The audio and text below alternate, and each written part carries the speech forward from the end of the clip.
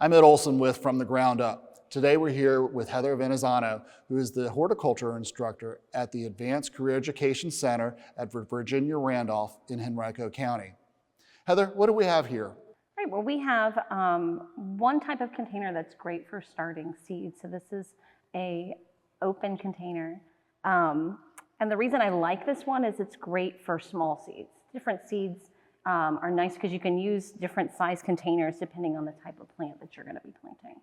Okay. So I see we've already got some soil in here. Is this garden soil? Did you dig this up outside? No, actually this is a soilless mix. So there isn't any real garden soil in it.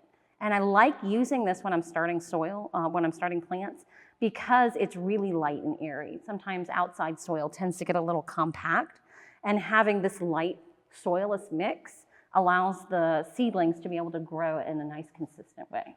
This looks a lot like what I have a half a bag left over. From containers, can I use that to start my seeds? You should really buy a new bag. There's a lot of bacteria or fungus that could possibly contaminate your seedlings. So think of your seedlings as babies. You want to have nice fresh start for them. And so having a sterile mix, a brand new bag, is really the better way to go. So about how early before we want to plant seeds out would I want to start my seeds in this open flat? Well, it really depends on the plants that you're growing. So cool season plants like your broccolis and kales, they usually need about 4 or 6 weeks before you're going to plant them out. But tomatoes and peppers, things that are a little bit warmer and need a little longer to grow, they're going to need about 8 to 10 weeks, especially hot peppers. They take a lot of time. Okay. How would we sow in here? This is a big space. Do we just take the seed and just throw it all over the top, or what do we do? Right, so it's good to put a little bit of order to it. So what I usually like to do is make little rows. You can use your hands and do it.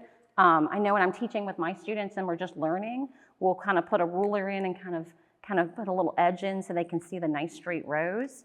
And then you're just going to try to sprinkle them in as evenly as you can, because think you're going to have to transplant these into a bigger pot, and you want to make sure that you're going to not disturb the roots as you're pulling them up. Once I've sowed them, do I need to have light? Can I cover the seed, or do I just leave it open? Right, so each seed is a little different. Most seeds need to be covered. So you definitely want to cover them up with a little bit of soil on top. They're going to need it moist and warm. So you can put them on top of your fridge. You can find a nice warm sunny window, but you want to make sure you can find sun and warmth that are going to be a great space for getting these babies to go.